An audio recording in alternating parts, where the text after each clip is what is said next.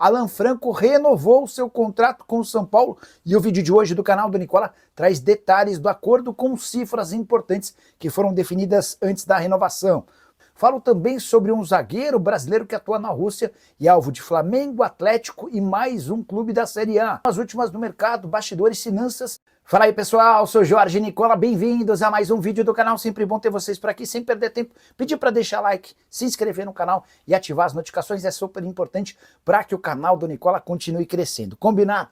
Bora começar o vídeo com aquele tradicional giro de notícias e a primeira informação é uma curiosidade da 19ª rodada do Campeonato Brasileiro. A gente teve mais vitórias de visitantes do que de mandantes, 4 times fora de casa venceram, contra apenas 3 vitórias de mandantes. Flamengo, São Paulo e Palmeiras foram aqueles que ganharam dentro de casa. Tivemos mais 2 empates. Rodada termina nessa segunda-feira, às 8 da noite, com Juventude e Corinthians em Caxias do Sul.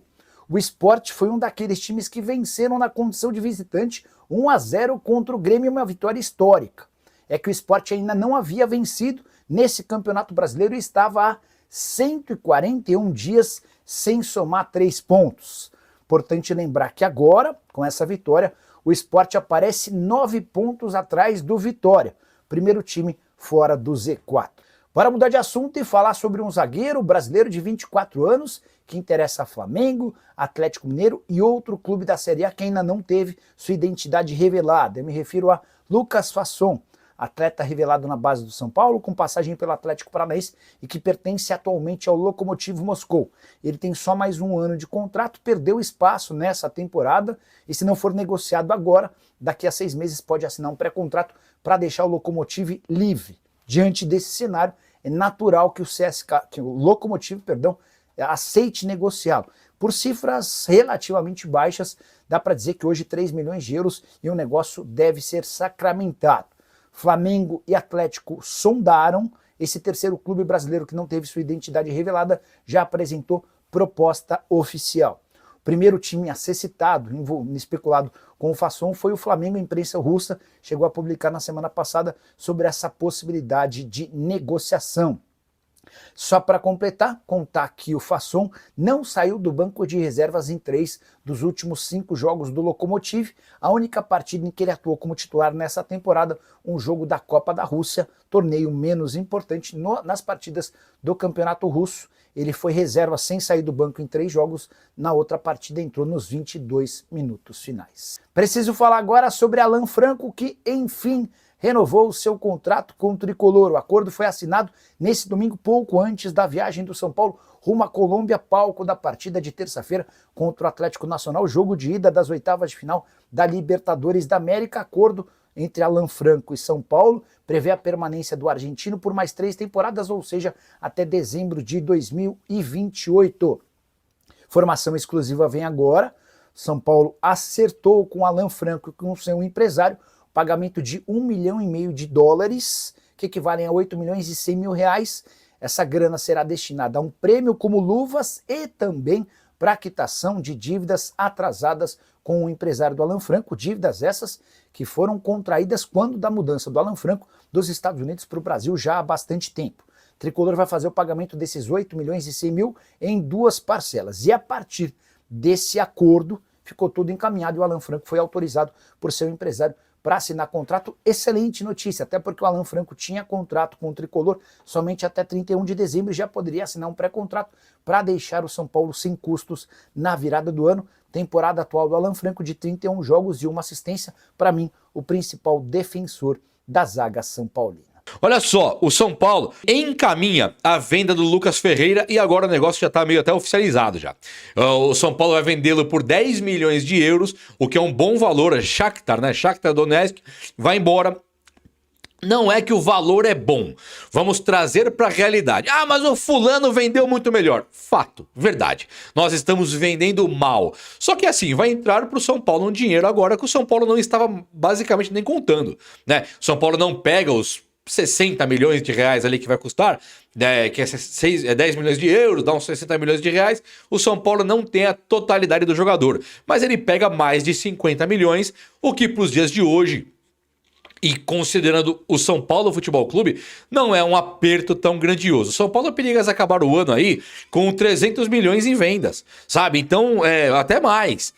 Tinha uma dívida de 1 bilhão, você coloca ali 300 milhões em vendas, claro que tem outros gastos que o São Paulo não consegue amortizar, mas o certo era aparecer o fim do ano aí com, em vez de 1 bilhão, devendo 700 milhões. Esse era o certo, né? O São Paulo não deveria ter tanto custo assim com o futebol, a ponto de quebrar o caixa e ficar pedindo empréstimo, é inacreditável.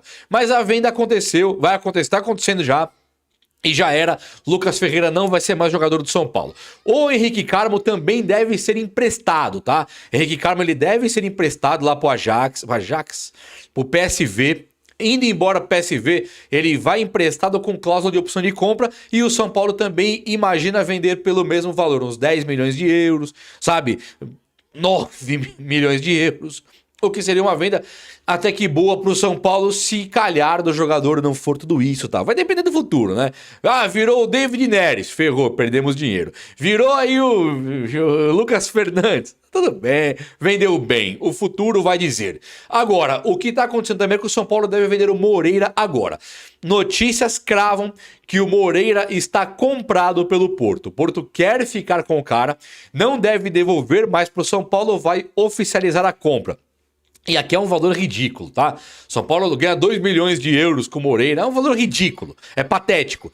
E o Moreira deve ir embora mesmo e o São Paulo fazer outra venda, o que eu não me conformo, de 2 milhões de euros. Vamos ver por quanto que o São Paulo vai vender assim que o São Paulo oficializar a venda. Vem uma notícia um pouco, talvez, menos triste do que nós estamos vivenciando agora aí. E o Mike surgiu. Então o Moreira vendido, o que é uma péssima notícia, pra mim é péssima. O Mike hoje ele surge pro futebol como uma ótima notícia, né? No momento que o São Paulo mais precisava, o São Paulo tem um Cédric Soares agora para jogar uma Libertadores e o Mike para jogar um Brasileirão. O Cédric pode perder a vaga pro Mike? Pode, com certeza. Seria até bacana para mim se perdesse. Acho que o Mike é mais jogador do que o Cédric, mas concordo que a experiência do Cédric vai contar agora. O Cédric não vem mal nos últimos 2 jogos. Tomara que o Cédric encontre o seu melhor futebol e que o Crespo faça desses jogadores, extraia dali o melhor possível. O Crespo tá voando, hein? O Crespo fez o esquema tático do São Paulo ali que tá maravilhoso. Ele ajudou demais um cara igual o Sabino. Ele ajudou demais um cara igual o Ferrarese. Hoje o Sabino joga bem. O Ferrarese tá voando. Os melhores de todos os jogos do São Paulo tem sempre um Bobadilha, o Marcos Antônio, tem aí o Luciano, o Ferreirinha. Mas o Ferrarese, todo jogo também aparece como um destaque positivo e está jogando o fino da bola. Tá bonito de ver o Ferrarese jogando pelo time do São Paulo. E aí surgiu que o Tolói, o São Paulo desistiu. Sabe o Rafael Tolói, ex-zagueiro do São Paulo, que foi pra Itália, fez carreira, coisa e tal?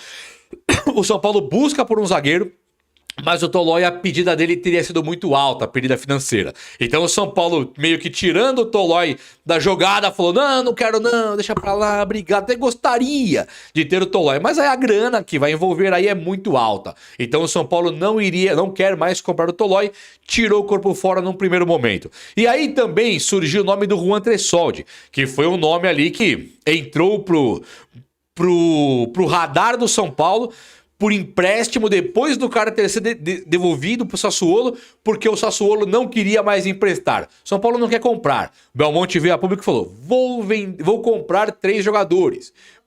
Não comprar. Precisamos de 3 jogadores.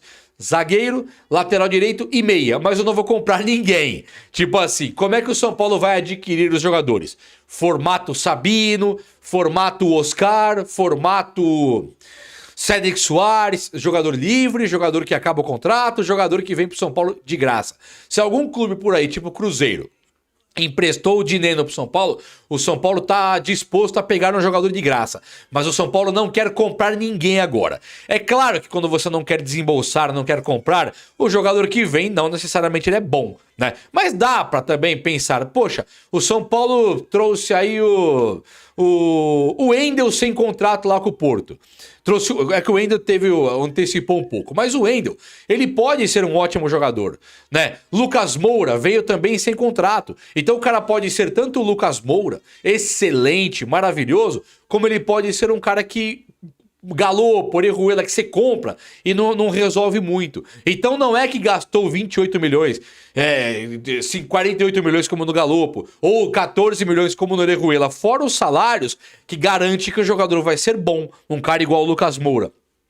Custou basicamente nada, a não ser o salário, e o São Paulo trouxe um cara desse e que o cara desequilibra. Então, sim, é possível fazer futebol, montar um time competitivo, ter ali jogadores para todas as posições, mesmo sem você comprá-lo de ninguém. Existem sim jogadores ótimos ficando livre no mercado, e é isso que o São Paulo quer fazer. Ficar atento, ficar de olho para o jogador livre no mercado, chegar lá e contratar esse tipo de jogador. Eu não sei vocês, mas eu acho isso excelente. Claro que tem que olhar bem, né? Não é todo dia que tem um Wendel, um Lucas Moura, né? Quem mais aí? Talvez até o Caleri dando sopa no mercado. Normalmente esses caras se arrumam em outro time, mesmo antes de vencer o contrato. Mas o São Paulo sempre teve seus craques que voltaram, como o Hernanes, como o Kaká, como o Luiz Fabiano, né? Agora o Lucas Moura, os caras voltam, porque aqui é o São Paulo. Então sim, é possível trazer caras excelentes para todas as posições, mesmo de graça. Toló então? Valeu, meu amigo. Obrigado por nada, tamo junto. Melhor não trazer mesmo. Gente, em contrapartida com o Antressoldi, o São Paulo também considera que vai ser difícil porque o São Paulo, pelo que eu entendi, não foi para comprar. Ele foi lá realmente para pedir um empréstimo. O Sassuolo teria dito não em junho, né? Maio e junho. Falou, não vou emprestar.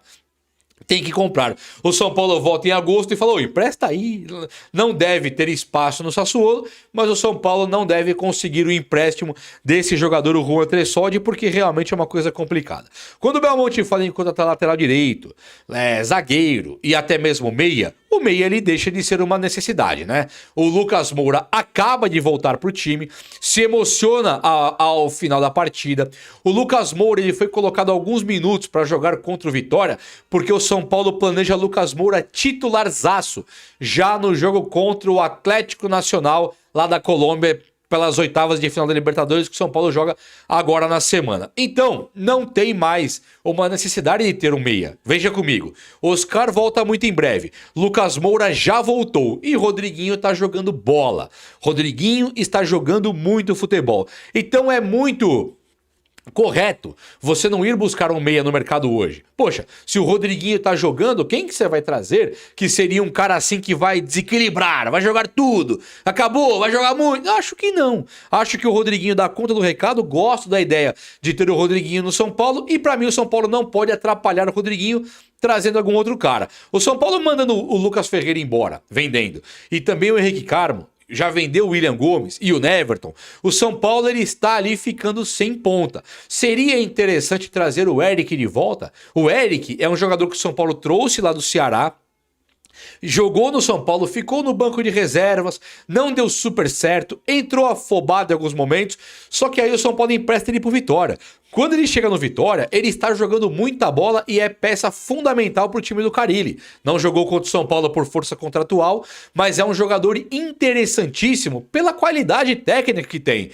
Velocidade, drible, chute, qualidade técnica. Assim como o Caleri, o futebol acabou com o Zubeldia. Luciano também. E mais um monte de jogadores como Bobadilha, vários e vários e vários. O futebol derreteu, sumiu quando era o Zubeldia. Será que o Eric voltando para o São Paulo agora, que o técnico Hernan Crespo recuperou todos eles, o Eric não seria um ponta interessantíssimo para jogar no time do São Paulo? Considero que sim, e se eu fosse o São Paulo, eu estaria agora assim, me desdobrando para trazer o Eric, mas literalmente me desdobrando. Acho que é um jogador que pode vir a ser importantíssimo, estava sem espaço quando Lucas Ferreira, Henrique Carmo, Luca começaram a jogar no São Paulo, mas convenhamos, hoje não tem. Lucas Ferreira tá indo embora, o Luca não jogou ainda com o Crespo, o Tapia não se sabe o que esperar e o Henrique Carmo, São Paulo deve forçar a venda, como fez com o Moreira. Então acho sim que o Eric é ideal para voltar pro time do Tricolor agora. Faça força, São Paulo. Vamos lá, goleiro Yong, né? O goleiro Yong, a gente chama de Yang, mas é Yong. Pode até ser Yang. É um goleiro da equipe de base do time de São Paulo Paulo que está no profissional. O São Paulo se desfez, mandou embora o Jandrei, que está emprestado agora para o Juventude até o fim do ano. O Jandrei não volta mais para o São Paulo, tá? Ainda que o Belmonte fala que pode voltar em janeiro, coisa e tal, duvido que volte. Duvido muito que volte o goleiro Jandrei para o São Paulo. E o Yang, ele tem a idade, assim, para fazer história no São Paulo. Jogador jovem de tudo, para fazer história aqui. E ele tem, sabe, eu tava olhando o Yang, ele tem 2,1 metros de altura. O cara tem 2 metros de altura. Nós temos goleiros, nem o Rogério Ceni era tão alto, né? Nem o Zete era tão alto, os melhores. Vou falar dos melhores, os classe A. O Leão não era tão alto, mas o Leão, né? Não vou nem falar do Leão do São Paulo, não existe Leão do São Paulo. Vamos pensar, o Leão era do Palmeiras. Vamos pensar no Rogério Ceni e no Zete.